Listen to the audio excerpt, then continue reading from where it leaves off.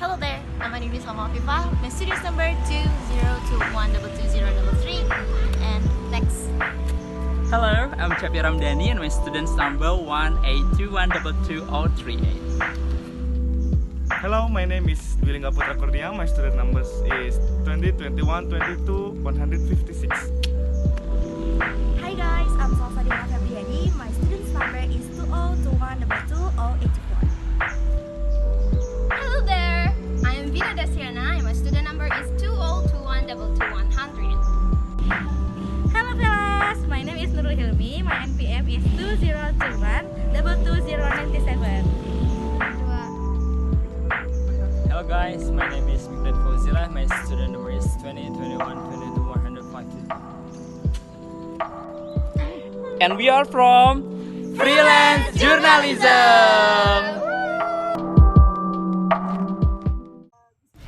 Baik, bismillahirrahmanirrahim. Assalamualaikum warahmatullahi wabarakatuh. Waalaikumsalam warahmatullahi wabarakatuh. Selamat sore. Sebelum kita masuk ke sesi interview ya Teh, di sini saya dan rekan saya akan memperkenalkan diri terlebih dahulu agar lebih mengenal satu sama lain gitu ya, agar nanti ngobrolnya juga lebih enak. Perkenalkan, saya Vina Destriana dari jurusan Pendidikan Bahasa Inggris, dan rekan saya Nama saya Chapi Ramdhani, sama dengan Teh Vina, juga dari Pendidikan Bahasa Inggris. Baik, mungkin kami di sini ingin mengenal Teteh juga terlebih dahulu gitu ya. Teteh siapa dan dari mana gitu. Silahkan Teh, boleh diperkenalkan. Oke, sebelumnya terima kasih ya sudah mempercayakan dan juga mau mendengarkan jawaban-jawaban yang akan nanti dilontarkan oleh teman-teman semua. Teh Vina dan juga Kak Cepi, mohon izin untuk memperkenalkan diri terlebih dahulu. Nama saya Rahman Papianti dari jurusan Ekonomi Syariah Fakultas Agama Islam angkatan 2019. Wah, baik. Dari fakultas sebelah ya Teh? Fakultas sebelah gitu ya, dekat lah. Oke, karena kita udah saling mengenal satu sama lain, di sini ingin menyampaikan terlebih dahulu ya gitu ya, tentang maksud kita mengundang Teteh ke acara kami gitu. Di sini mungkin kami kebetulan ada tugas dari salah satu mata kuliah, yaitu English for Specific English for Journalism and Writers. Dan di sini juga kami mengangkat topik tentang pemberdayaan perempuan. Jadi berdasarkan info yang sudah kami dapatkan, kalau Teh Rahma ini pernah menjadi atau menjabat sebagai wakil ketua BEM Universitas Siliwangi. Nah, mungkin kami juga terinspirasi ya dari bagaimana sih pengalaman Teh Rahma, seorang perempuan yang sepertinya tidak mudah untuk mendapatkan jabatan sebagai wakil ketua BEM yang memang notabene mungkin biasanya laki-laki seperti itu. Nah, mungkin itu alasan kami mengundang Teh Rahma di kesempatan kali ini. Betul Teh Vina? Iya, betul sekali. Mungkin sekarang kita masuk saja ya pada sesi interviewnya. Pertama-tama mungkin yang saya ingin tanyakan sesuai dengan topik, yaitu pemberdayaan perempuan di lingkungan Universitas Siliwangi. Membahas tentang perempuan gitu. Saya ingin menanya gitu, perspektif atau pendapat Teteh, perasaan Teteh terlahir sebagai kodrat seorang perempuan. Apakah Teteh merasa bersyukur, bangga, atau malah sebaliknya? Bersyukur atau tidak, bangga atau tidak, jujur saya pribadi sangat bersyukur dan sangat bangga terlahir sebagai seorang perempuan. Seorang perempuan dengan hak istimewanya bisa menjadi ibu, bisa menjadi sosok yang dibutuhkan oleh anak-anak, terlepas dari gender nanti yang seorang perempuan lahirkan ya. Seorang ibu adalah perpustakaan ataupun dunia pendidikan awal sebelum para kader bangsa ini meneruskan kehidupannya di masa depan. Ibu ini adalah sosok pendidik yang paling utama. Perempuan ini adalah sosok pendidik yang paling pertama gitu untuk anak-anak sebagai kader bangsa. Meskipun ya sangat disayangkan banyak sekali pihak ataupun orang-orang yang masih menganggap ataupun memandang sebelah mata mengenai kodrat dari perempuan itu sendiri. Padahal perempuan itu sangat istimewa. seperti itu. Jadi saya sangat bersyukur dan berbangga diri gitu terlahir sebagai seorang perempuan. Oke, siap. Wah, luar biasa sekali jawaban dari Teh Rahma. Terus gini Teh, aku tuh penasaran, kan kalau misalkan tadi Teteh yang sempat Teteh singgung, biasanya perempuan itu dipandang sebelah mata. Nah, dengan apa ya, kesempatan yang sudah Teteh dapatkan sebagai wakil ketua BEM, bagaimana sih seorang Teteh bisa menyikapi ataupun apa ya, pandangan Teteh menurut pandangan Teteh, bagaimana seorang perempuan bisa menjadi pemimpin seperti itu Teh? Perihal bagaimana seorang perempuan bisa menjadi pemimpin. Semua makhluk diciptakan ke muka bumi ini oleh Allah Subhanahu wa taala berdasarkan Quran surah Al-Baqarah ayat 30. Allah itu menjelaskan bahwa setiap makhluk diciptakan, setiap manusia diciptakan ke muka bumi ini adalah untuk menjadi khalifah sebagai pemimpin di muka bumi ini. Jadi tidak memandang gender gitu, baik perempuan, baik laki-laki, semua memiliki hak untuk menjadi pemimpin. Jadi sangat disayangkan bagi beberapa pihak yang masih memandang sebelah mata gitu pada sosok perempuan yang bisa menjadi pemimpin, baik itu di organisasi atau di pemerintahan ataupun di lingkup manapun itu. Dan Islam juga mengajarkan bahwa semua makhluk diciptakan itu egaliter, memiliki hak yang sama, memiliki kedudukan yang sama.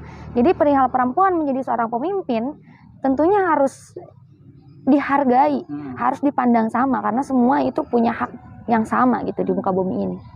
Jadi memang kalau kita lihat dari hak kemudian kesetaraan itu memang antara laki-laki dan perempuan tidak ada bedanya ya Teh. Yang mungkin di sini yang menjadi pembeda adalah bagaimana kita sebagai seorang personal gitu ya bisa membawa kesempatan itu gitu ya pada diri kita. Oke, luar biasa ya Teh. Iya, sangat-sangat luar biasa ya jawaban dari Teteh ini gitu, menyangkut pautkan dengan alasan yang sudah dibangun oleh agama kita sendiri gitu, agama Islam, bahwa setiap makhluk di muka bumi ini itu ya mempunyai kewajiban untuk menjadi khalifah gitu ya.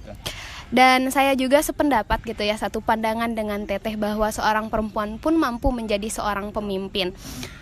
Nah, di sini saya ingin tahu gitu alasan Teteh, asal mula Teteh ataupun bisa disebut motivasi Teteh. Motivasi Teteh mengapa bisa akhirnya memilih untuk menjadi wakil ketua BEM. Motivasi saya kenapa ingin menjadi ataupun mau menjadi wakil ketua BEM Unsil ya periode kemarin, karena memang kondisi saat itu, kondisi internal saat itu yang memang ini bukan untuk menjadi konsumsi publik, tapi di sana waktu itu saya dihadapkan dengan suatu kondisi di mana dari dalam diri saya pribadi, wah sepertinya saya dibutuhkan di sini. Sepertinya organisasi ini, organisasi yang saya pijaki ini membutuhkan sosok yang bisa melengkapi dan juga menyelesaikan permasalahan ataupun konflik kondisi yang terjadi pada saat itu. Bermula dari kondisi di mana ya saya mengharuskan dan juga tergugah gitu. Keinginan dari dalam diri saya untuk menciptakan suasana baru yang dibutuhkan oleh kondisi di internal organisasi saya sendiri pada waktu itu. Biasa. Jadi memang berasal dari kesadaran diri sendiri ya Teh Vina. Jadi memang kadang banyak nih Teh Rahma, ada banyak orang yang cuma ingin saja tapi mungkin hatinya belum tergerak. Jadi mereka kayak cuma ingin saja tapi tidak dengan aksi gitu ya Teh. Nah, ini juga relate nih dengan pertanyaan berikutnya Teh Rahma. Menurut Teh Rahma, kepemimpinan seperti apa sih yang menurut Teh Rahma ini pantas digunakan oleh seorang perempuan dalam sebuah organisasi di dalam kampus? Jadi sikap ataupun prinsip seperti apa yang harus dipegang oleh seorang perempuan yang khususnya menjadi ataupun menjabat seorang pemimpin gitu. Oke. Sejatinya seorang pemimpin adalah mau dipimpin dan juga bisa memimpin, baik itu laki-laki ataupun perempuan. Tapi jika kondisinya perempuan, ini tidak bisa dibandingkan juga. Meskipun laki-laki dan perempuan punya porsinya masing-masing. Tapi ketika seorang perempuan menjadi pemimpin, seorang perempuan itu harus bisa membaca situasi, membaca keadaan yang tidak bisa dilakukan oleh sosok laki-laki. Jadi ada plusnya. Tapi seorang pemimpin perempuan juga harus memiliki ketegasan. ketegasan yang notabene-nya itu biasa dimiliki oleh seorang laki-laki. Tapi ketika seorang perempuan menjadi pemimpin, ya harus ketegasan, kepekaan, dan sifat-sifat lain yang harus dimiliki oleh seorang pemimpin harus dimiliki oleh perempuan itu. Biasa. Jadi memang yang terpenting adalah keberanian ya Teh, keberanian yang mengantarkan pada ketegasan itu sendiri. Betul. Luar biasa. Inspirasi sekali ya Teh Rahma ini. Apalagi untuk saya ya yang sama-sama perempuan gitu. Ternyata perempuan juga mempunyai posisi yang sama gitu dan harus mempunyai keberanian yang sama seperti kaum pria pada umumnya gitu. Nah, selanjutnya gitu ya Teh, di sini kami ingin mengetahui gitu ya.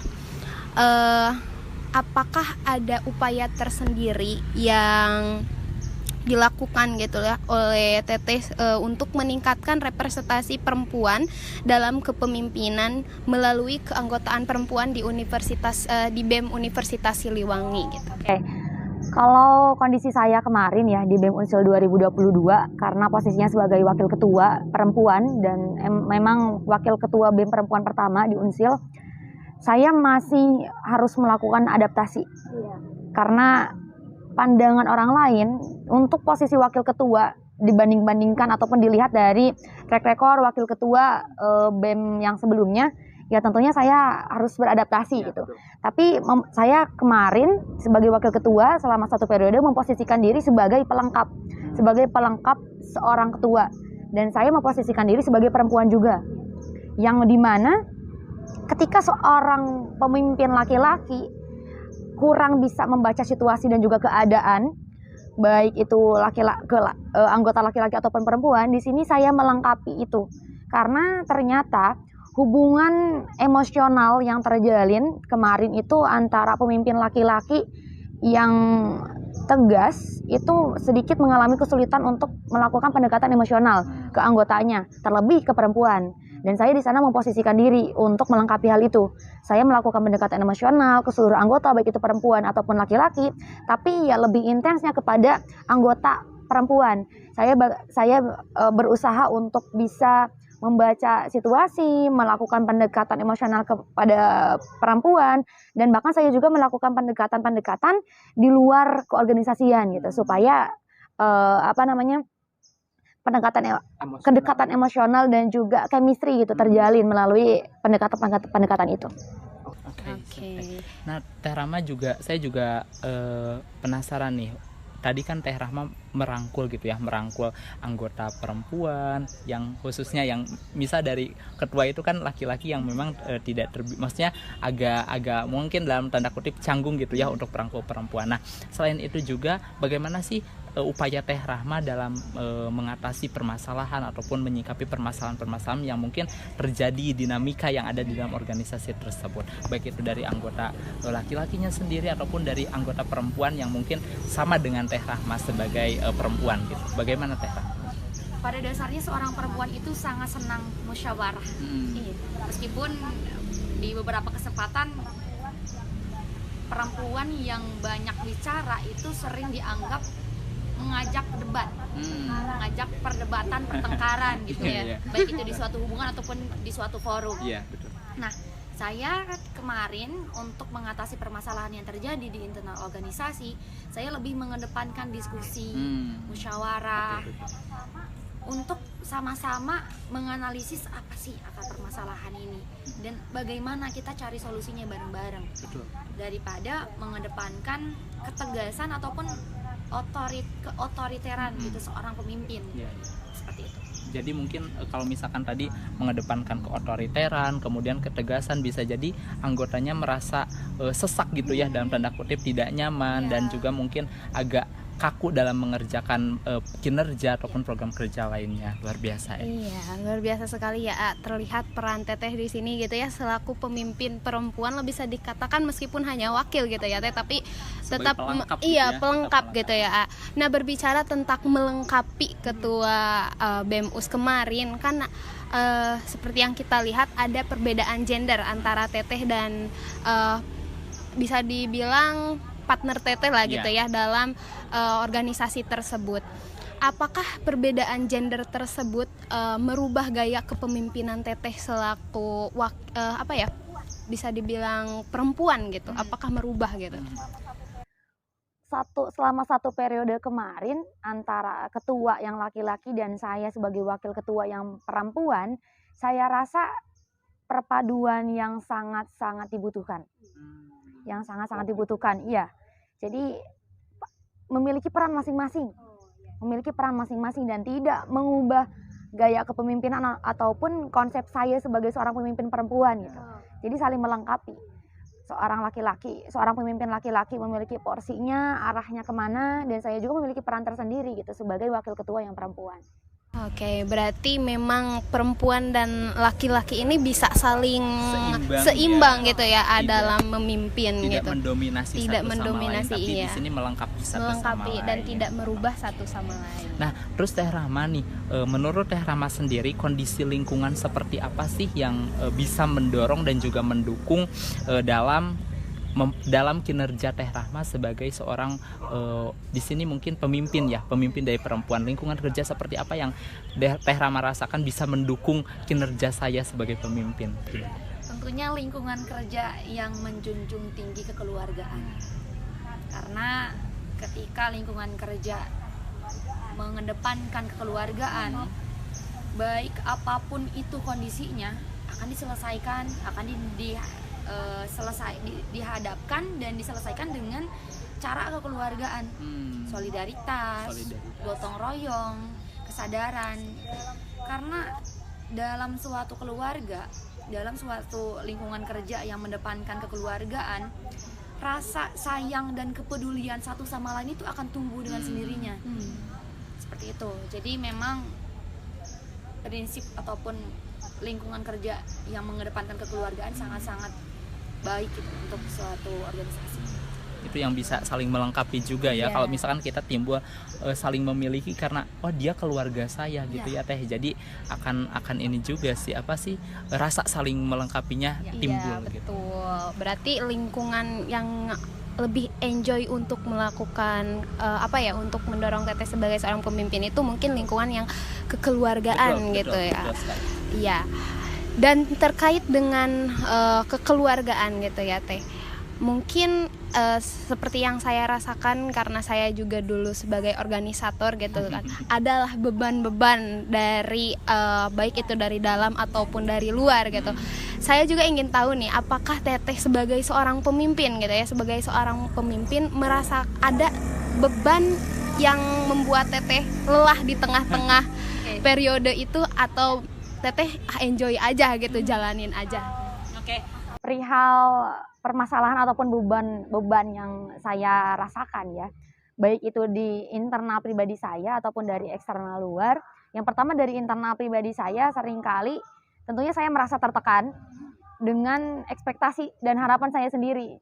Saya berekspektasi, memiliki harapan, saya mampu, saya bisa, ternyata tidak sesuai ataupun tidak mencapai ekspektasi dan harapan saya sendiri. Tentunya itu yang membuat mental saya itu sedikitnya agak down, tapi dengan hal itu saya juga langsung memotivasi diri kembali, karena di sini saya bisa dan berani mengambil sikap, berani mengambil posisi ini, saya harus bertanggung jawab menyelesaikan sampai akhir. Untuk hambatan-hambatan ataupun beban ya dari luar, sejatinya seorang manusia ketika melakukan suatu kebaikan itu tidak langsung dibalas oleh kebaikan. Tapi suatu kebaikan itu pasti dibalas dengan kebaikan, meskipun kebaikan itu kita peroleh bukan dari orang yang kita berikan kebaikan. Bisa saja ketika kita memberikan suatu kebaikan, kita tak terasa beberapa bulan kemudian atau beberapa hari kemudian kita merasakan kebaikan dalam bentuk yang lain. Nah, iya, di lingkungan organisasi ketika kita melakukan kebaikan, karena adalah beberapa orang yang tidak bisa menghargai ataupun memiliki keegoisannya sendiri, sehingga mengakibatkan kita tidak enak hati ataupun kecewa ataupun bagaimana. Nah itu sih yang sebenarnya sering terjadi, akan tetapi ya kembali lagi ke tanggung jawab, kembali lagi ke rasa kepedulian kita kepada orang lain, dan yakin bahwa ketika kita memberikan suatu kebaikan akan datang kebaikan yang lain itu dalam bentuk yang lain. Saya jadi Luar memang biasa. apa yang kau tabur itu Iya, yang akan itu. kau tuai gitu Iya, ya, betul sekali betul prinsip sekali. tersebut. Jadi ketika kita melakukan suatu kebaikan, pasti kebaikan-kebaikan yang lain akan datang Akan meskipun dari sudut yang tidak terduga-duga gitu ya Teh. Nah terus Teh Rahma, aku juga pengen tanya nih, apa saja sih yang menjadi hambatan atau kesulitan Teh Rahma ketika menjadi ataupun menjabat sebagai seorang wakil ketua BEM Universitas Siliwangi? Tadi dikorelasikan dengan beban mental ataupun kesulitan-kesulitan lain yang pernah Teh Rahma rasakan gitu Teh. Kalau hambatan sih, kalau di internal tidak terlalu banyak. Hanya saja sedikit sulit pada awal menjabat, bagaimana beradaptasi, bagaimana kita bisa mendekatkan diri secara emosional ke anggota. Secara kan seorang wakil ketua memiliki peran penting di internalisasi kepengurusan. Jadi sedikit hambatannya itu di awal ketika harus beradaptasi dan juga mulai melakukan pendekatan emosional gitu ke tiap anggota. Kemudian yang saya rasakan juga untuk di posisi wakil ketua, memang karena kondisi di internal itu sangat membutuhkan sosok wakil ketua, jadi saya terfokus di internal saja seperti itu. Jadi kurang melakukan diplomasi dengan fakultas-fakultas yang seharusnya idealnya juga seorang wakil ketua BEM itu tidak hanya terfokus gitu di internal saja, di internal BEM saja, tapi di internal Unsil itu sendiri juga. Oke, luar biasa sekali ya dari jawabannya, sangat membuat saya terenyuh juga gitu ya.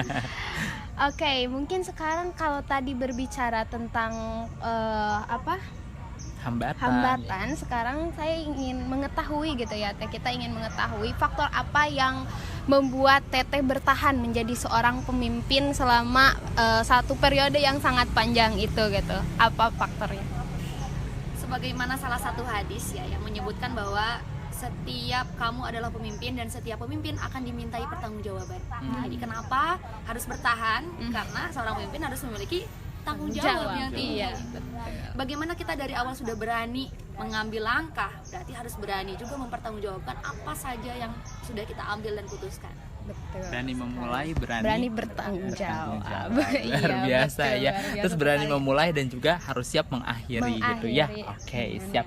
Nah, kemudian Teh Rahma, kami juga ingin tahu terkait pandangan Teh Rahma, bagaimana sih sosok ataukah apakah perempuan ini wajib mendapatkan kesempatan yang sama dengan laki-laki apabila dia dihadapkan atau istilahnya dihadapkan ataupun menjabat sebagai seorang perempuan? Apakah harus memiliki kesempatan yang sama dengan laki-laki atau tidak menurut Teh Rahma? Tentu ya. Tentu harus mendapatkan hak yang sama, baik untuk jadi pemimpin ataupun hak berpendapat. Karena kembali lagi kita sebagai makhluk, sebagai manusia itu diciptakan sebagai khalifah dengan derajat yang sama, dan derajat yang sama, posisi yang sama. Berarti harus tetap ya, perempuan dan laki-laki harus memiliki kesempatan yang sama dan juga setara. Betul. Gitu ya Teh Rahma. Oke, betul sekali ya, karena sekarang juga negara kita menerapkan kesetaraan gender gitu ya, perempuan dan laki-laki mempunyai hak yang sama. Dan kami ingin tahu nih pandangan dari Teh Rahma, menurut Teh Rahma apakah sosok perempuan ini memiliki peran yang penting gitu dalam mengelola kehidupan di dalam kampus? Tentu seorang perempuan memiliki peran yang penting untuk mengelola kehidupan di dalam kampus, karena kita nggak bisa, laki-laki nggak bisa hidup tanpa perempuan. Iya, betul Dan sekali. perempuan juga sama. Jadi sebenarnya perempuan dan laki-laki itu harus saling melengkapi. Iya, betul. Tidak ada yang mendominasi, meskipun memang punya porsinya masing-masing. Iya, betul. Oke, Luar berarti biasa ya kembali lagi bahwa harus saling melengkapi gitu betul, ya. betul. Nah, berbicara saling melengkapi, tentu di sini Teh Rahma juga memiliki privilege yang luar biasa gitu ya sebagai seorang perempuan yang memiliki jabatan sebagai seorang wakil ketua Badan Eksekutif Mahasiswa Universitas Siliwangi. Nah, dari Teh Rahma sendiri, bagaimana sih Teh Rahma bisa memotivasi kaum-kaum ataupun mahasiswa-mahasiswa perempuan yang ada di lingkungan Universitas Siliwangi untuk bisa istilahnya mereka setidaknya mau lah untuk menjadi seorang pemimpin dan optimis bahwa seorang perempuan juga ternyata bisa menjadi seorang pemimpin. Bagaimana Teh Rahma jika bisa memotivasi seluruh mahasiswa Universitas Siliwangi untuk menjadi seorang pemimpin? Sebenarnya belum ada langkah konkret ya yang saya lakukan untuk bisa memotivasi seluruh perempuan yang ada di Unsil. Akan tetapi skala kecilnya saya berusaha bisa memahami sesama perempuan di internal organisasi yang saya tempati gitu kemarin di BEM Unsil. Saya berusaha untuk menjadi sosok yang dibutuhkan, yang bisa ada di saat pihak-pihak perempuan ini membutuhkan gitu. Karena dalam suatu organisasi ya kembali lagi perempuan ini dibutuhkan untuk bisa membaca situasi, membaca perasaan, membaca hal-hal yang nggak bisa dipahami oleh laki-laki. Itu Krusial ya. betul. Jadi sedikit banyaknya saya berusaha sebaik mungkin untuk bisa menjadi sosok perempuan yang bisa menjadi contoh minimalnya di lingkungan organisasi saya. Tapi ketika saya bisa terlihat dan bisa dilihat oleh seluruh perempuan yang ada di Unsil, saya harap ya mereka juga bisa termotivasi gitu. Bisa termotivasi gitu. Ya, kadang juga memang orang-orang termotivasi karena memang melihat orang lainnya. Oh, Iya, dia juga bisa, betul. pasti aku juga harus bisa gitu Iya. ya Teh. Dan mudah-mudahan harapan Teh juga semua mahasiswa perempuan yang ada di Universitas Siliwangi bisa termotivasi gitu ya Teh. Oke, kalau tadi berbicara tentang memotivasi ya Teh untuk mahasiswi perempuan yang ada di Universitas Siliwangi, mungkin sekarang kami ingin mengetahui tentang apakah ada inovasi yang bisa dikatakan Teteh lakukan gitu ya selaku pemimpin di pemimpin perempuan di organisasi yang Teteh pernah ikuti gitu sebelumnya, inovasi untuk pemberdayaan perempuan gitu di lingkungan kampus. Ini yang sangat saya sayangkan juga terhadap ekspektasi dan harapan saya sendiri, bahwa selama saya menjabat sangat disayangkan tidak ada inovasi yang yang dikemas dalam bentuk program yang bisa mengarah pada pemberdayaan perempuan. Ini harus menjadi catatan juga untuk setiap pemimpin yang ada di lingkungan Universitas Siliwangi, terkhusus di kepengurusan BEM Unsil nanti. Harus ada inovator, harus ada yang melakukan inovasi pemberdayaan perempuan berbentuk program yang bisa dinikmati oleh seluruh perempuan yang ada di Unsil itu sendiri. Tapi untuk di internal organisasi yang saya di BEM kemarin, untuk perempuan saya berkomunikasi kan saya di perempuan, ada yang namanya perempuan juang. Itu ada grup perempuan juang. Di sana kita berdiskusi, bertukar pikiran. Jadi kami mengadakan forum-forum keputrian lah gitu istilahnya mah, untuk saling berbagi cerita yang hanya bisa dipahami oleh perempuan-perempuan saja. Oke, baik. Sebenarnya udah ada inovasi dari Teteh gitu selaku pemimpin perempuan yang ada di lingkungan Badan Eksekutif Mahasiswa di Universitas Siliwangi, yaitu dengan tadi membuat grup juang perempuan. Itu sudah sangat inovatif sebenarnya. Jadi menyatukan ide-ide dari emang istilahnya para petinggi-petinggi perempuan-perempuan yang sangat berpengaruh di lingkungan Universitas Siliwangi. Ya. Nah, terus kami juga pengen tahu nih dari Teteh sendiri, bagaimana sih upaya Teteh dalam mengikut sertakan perempuan pada pembangunan lingkungan dan budaya sosial yang ada di dalam kampus kiranya? Usaha yang saya lakukan untuk di lingkungan mengajak mahasiswa perempuan dalam sebuah kegiatan sosial budaya dalam konteks pemberdayaan perempuan. Saya juga aktif di Putra Putri Siliwangi Alhamdulillah saya juga diamanahi dan terpilih menjadi Putri Siliwangi tahun 2021, dan saya rasa melalui jalur dan cara itu pun saya sedikit banyaknya bisa mengajak gitu untuk para perempuan yang ada di Unsil untuk ikut andil dalam pembangunan sosial dan berpartisipasi dalam sosial budaya gitu di Unsil itu sendiri. Jadi memang juga mencakup tentang sosial budaya. Oke, mungkin ini pertanyaan yang lebih saya ingin ketahui gitu ya, karena seperti yang kita ketahui kalau di dalam suatu organisasi pasti tadi disebutkan juga ada kerjasama antara perempuan dan laki-laki gitu. Nah, selama Teteh bergelut dalam dunia organisasi, apakah Teteh pernah merasakan direndahkan gitu, dalam artian kamu mah perempuan gitu ya, gitu disepelekan gitu, iya, underestimate si laki-laki tersebut terhadap kemampuan kita selaku perempuan. Selama periodisasi BEM Unsil 2022, karena dari awal saya tekankan juga bahwa lingkungan kerja yang dibangun itu adalah keluargaan. Jadi alhamdulillah saya pribadi tidak pernah merasakan direndahkan, di underestimate-kan perihal Anda mah perempuan tidak bisa. Tidak.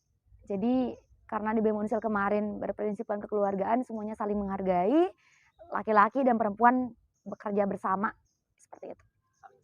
Saling support. Ya, alhamdulillah, berarti lingkungan organisasi di kampus kita tercinta ini masih bisa dibilang lingkungan yang sehat gitu, karena adanya keseimbangan gender yang kita tekankan dalam organisasi yang ada di lingkungan kampus ini. Mungkin untuk penutup ya, kita ingin meminta pesan dari Teteh untuk mahasiswa perempuan yang ada di Universitas Siliwangi dalam pemberdayaan perempuan dan pengelolaan kehidupan di dalam kampus. Oke, bagi seluruh perempuan yang ada di Universitas Siliwangi, mari kita berbangga diri dan bersyukur terlahir sebagai sosok perempuan yang banyak sekali keistimewaan. Banyak sekali keistimewaan yang tidak bisa diabaikan begitu saja. Bagi seluruh perempuan yang ada di Unsil juga jangan merasa rendah diri, jangan merasa insecure karena sebagai seorang perempuan, jangan sampai kita sebagai perempuan merasa tidak pantas menjadi seorang pemimpin, tidak pantas untuk berpendapat, tidak pantas untuk mendapatkan hak yang setara dengan laki-laki, karena kita semua sama. Kita semua sama mendapatkan hak, kesempatan, dan juga kedudukan yang setara dengan laki-laki. Jadi mari bersama-sama kita memotivasi diri kita sendiri sebagai seorang perempuan untuk bisa berdaya, bermanfaat untuk diri kita sendiri dan juga untuk orang banyak. Luar biasa sekali ya.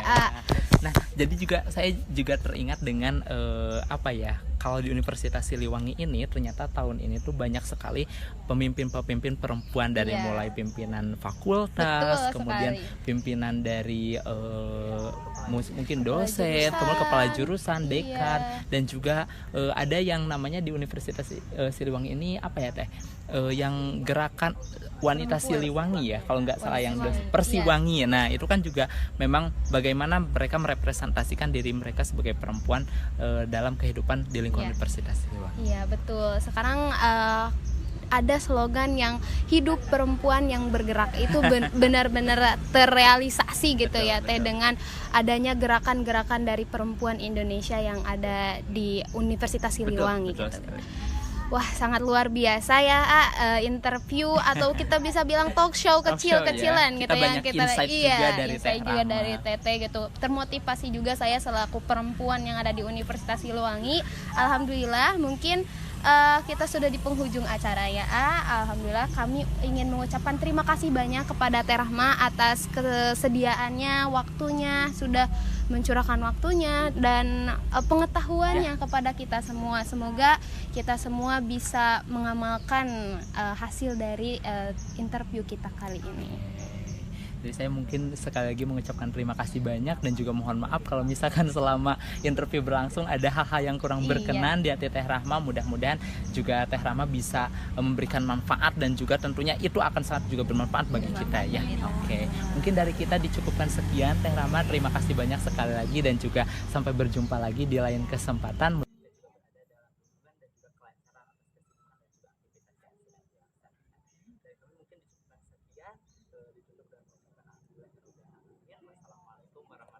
warahmatullahi wabarakatuh. Waalaikumsalam warahmatullahi